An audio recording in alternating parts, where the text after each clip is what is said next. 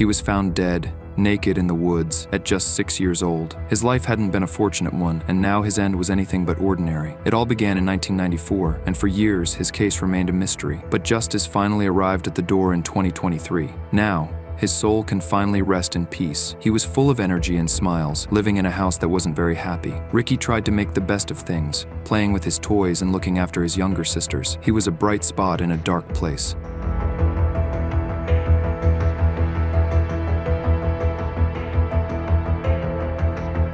After 28 years, the mystery of 6-year-old Rikki Neave's sad passing was finally solved when DNA on his clothes matched James Watson, a teenager at the time who had avoided being caught for many years. Despite her harsh treatment of her children, Rikki's mom felt very sorry and guilty, which motivated her to find out who was responsible for her son's death. Rikki's sisters also wanted to solve this confusing case and make sure the person responsible was found and faced justice. What really happened in the home where Rikki and his sisters grew up, and what took place on the day Rikki was killed that allowed the person who did it to stay free for so long. Rikki Lee Harvey was born on a spring day, March 4th, 1988, in Peterborough, Cambridgeshire, England, to Trevor Harvey and Ruth Ann Gregg. Life hadn't been kind to Ruth from the start. She was only 2 when she had to go into foster care, just like her younger brother, who was blind, had to. Ruth's time in foster care was tough, with a lot of moving around and not much kindness. This rough start took away some of her warmth and ability to connect with others, something even her own mom noticed and worried about.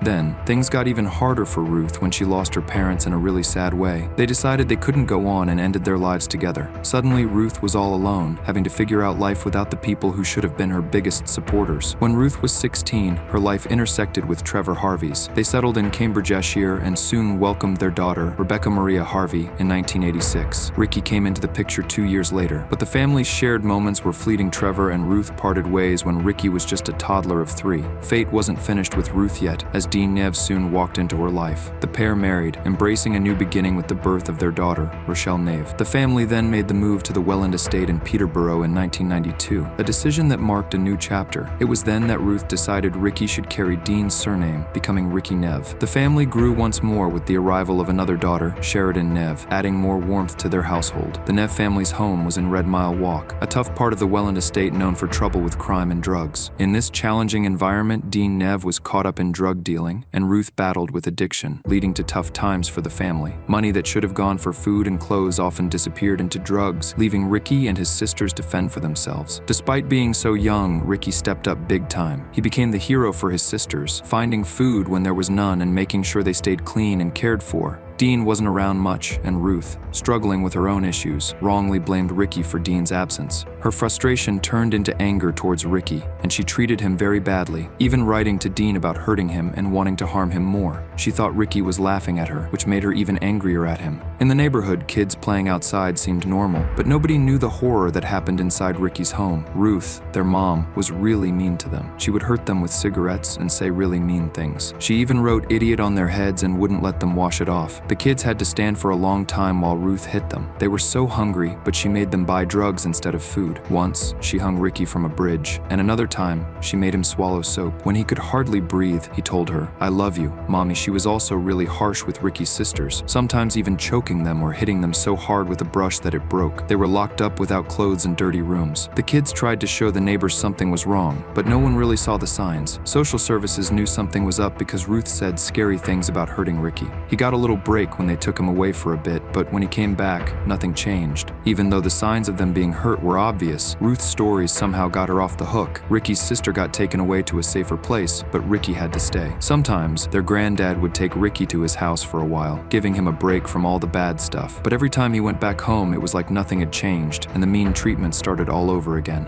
On November 28, 1994, Rikki greeted the day with a familiar question: school or no school? Skipping had become a bit of a habit for him. He had his breakfast, Weetabix, at 9:30 a.m. and left home, supposedly for school. But true to his recent form, he didn't actually go. The school, now used to Rikki's absences, didn't even call his mom to mention he wasn't there, just like the day before when he also missed school. Rikki had instead chosen one of his usual paths, venturing out instead of attending class, but on this day he wouldn't come back. When evening arrived and there was still no sign of Rikki, his mom realized something was wrong and called the police to report him missing. While family and friends launched a search into the night, oddly enough, enough, Ruth didn't join them and stayed at home? On November 29th, a day after Rikki disappeared, his body was sadly found in a wooded spot near his house, a place he often played. He was laid out in a star shape, with no clothes. His clothes were later found in a trash can nearby. The police let his family know about this heartbreaking discovery. Maurice Harvey, Rikki's granddad, who had been looking for him, was too heartbroken to identify Rikki's body. So, Trevor Harvey, Rikki's dad, took on the tough task of doing it. When Rikki's body was discovered, detectives started to piece together what happened. They found out Rikki was strangled with his own jacket, and it happened so fast, probably in less than a minute. It looked like Rikki didn't resist and might have trusted the person who led him into the woods, not knowing the danger ahead. At the beginning, the mystery deepened because no one knew who could have hurt Rikki. There were whispers of Rikki being seen with someone, a clue that would become crucial later. But at first, everyone could be suspect. The police wondered about Rikki Neave, who was not living with Ruth and the kids at the time. Yet Dean had an alibi that checked out. He was off trying to steal a motorcycle, far from where Rikki was found. The investigation then took a sharp turn towards Rikki's mom, Ruth. Her known anger towards her kids and some really scary threats she made came under the microscope, making the police think she might have something to do with Rikki's sad end. Digging through her house, they found her collection of mystical and spooky books, plus magazines all about crimes and mysteries, which made them even more curious. But what really made everyone pause was a story Ruth had penned herself. Called The Perfect Murder, it was a tale about someone who cleverly commits a crime, something she had once shown to a social worker. This discovery made the air around Ruth heavier with suspicion. Yet, loving crime stories or writing them doesn't make someone a criminal. If that were the case, a lot of us would be in a pickle. In October 1996, her trial began. The court heard how badly she treated her kids, but the case had a twist. A police officer said he didn't see Rikki's body in the woods at first, which made some people think Ruth might not have moved Rikki's body there. However, because Ruth had already said she was mean to her kids, she was sent to jail for 7 years. She wasn't found guilty of murder, but she didn't get off completely because of her confession to treating her kids badly. The big change in figuring out what happened to Rikki came from a surprising place. A police officer said he didn't see Rikki's body in the woods at first. This made the jury think Ruth, Rikki's mom, couldn't have hidden Rikki there, so they decided she didn't do it. However, she still had to go to jail for 7 years because she treated Rikki and his sisters really badly, which she admitted to. Fast forward to 2000, and Ruth got out of jail, but no one knew yet who really hurt Rikki. In 2008, she found a new partner, Gary Rogers, who promised to help her find the truth. By 2013, they convinced the police to look at Rikki's case again. They got a new team to take a fresh look, led by a guy named Paul Fullwood, who didn't think Ruth was guilty. Then they found something: big DNA on Rikki's clothes that matched James Watson. Watson was just a kid himself when Rikki died and had once made a spooky comment about a boy dying in the woods. Back then, the police didn't pay much attention to him because they were so focused on Ruth. But in 2016, they arrested Watson. When they asked him about the DNA, his story changed, making him look even more suspicious. This comment sparked more controversy. However, the authorities investigated his accusations after discovering footage from 1994 showing the estate being renovated. On that topic, they discovered that the barrier was not built when Rikki Neave was still there. The work was completed after he had already been assassinated. This proved Watson to be not just a fantasist, but also a massive liar. However, this was insufficient to win a conviction, so they began gathering other evidence. Evidence of his inappropriate touching of a 5-year-old kid when he was about 11 or 12 years old soon came up, and his ex-girlfriend had also said that he had strangled her during sex. The other two instructors also revealed how he had grown obsessed with Rikki's murder case, going so far as to duplicate the front page of the Peterborough Evening Telegraph, which detailed the case in further detail. Disturbing conduct was also seen at the children's home where he lived, including him satisfying himself with photographs of young boys in underpants. He also kept a dead pheasant in his chamber, and it was said that he once killed a bird and spread its wings in a diabolical recreation of Rikki's death. 3 months later, he fled the UK on police bail in a camper van with another resident who was anti-bail. He proceeded to Rotterdam before continuing on to France, across the Pyrenees, and into Portugal. From France, he contacted his sister Claire Perna, explaining that he was in serious danger and had made a tremendous mistake. On his next phone call, he reiterated that he was in serious difficulties and needed to return to the UK as soon as possible. In reality, he had uploaded images of himself on the beaches on social media, explaining how he had left the nation. Rikki's family was outraged to see Watson's images being circulated in foreign media. They knew he was undoubtedly guilty of the act since he had fled the country when his passport was confiscated. Watson was finally rearrested outside the British Embassy in Lisbon after being deported back to Britain. The majority of the Old Bailey jury found Watson guilty of murder. Previously, the court heard how police discovered Watson's sexual interest in younger boys when investigating him about an accusation that he molested a 5-year-old in 1993. The disturbing behavior was seen at Watson's children's home, and the prosecution argued it was no coincidence that 3 days before the murder, Watson was the source of a funny radio broadcast broadcast about a 2-year-old kid being strangled and that Rikki's murder occurred shortly thereafter under identical circumstances. Watson became fascinated with media coverage of the incident, duplicating front-page items at school. The jury heard that important evidence in Watson's case included Rikki's last meal of Weetabix, which placed his death around midday.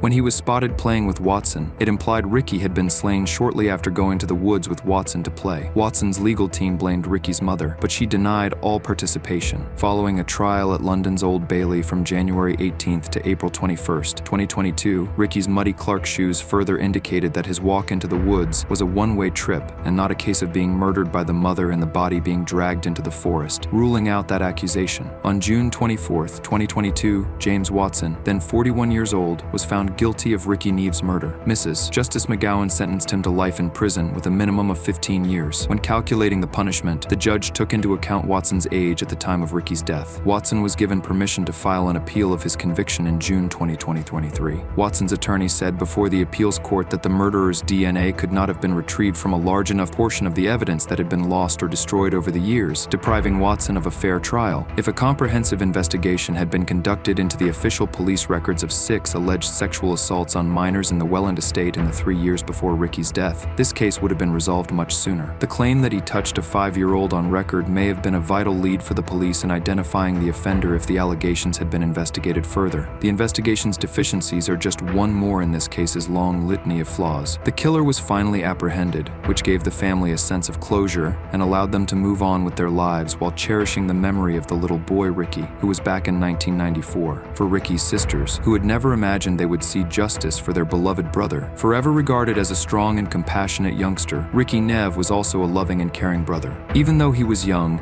he overcame obstacles, showed affection, and was always there to defend his sisters. He should have had a happy life, but instead he had to put up with abuse, neglect, and the worst kind of murder. This heartbreaking event might not have happened at all if he had received the love and care he needed. Thank you for watching. Stay tuned for our next case, where we will undoubtedly bring you the most accurate and deeply hidden information you've ever seen. Don't miss out on uncovering the truth with us. See you next time.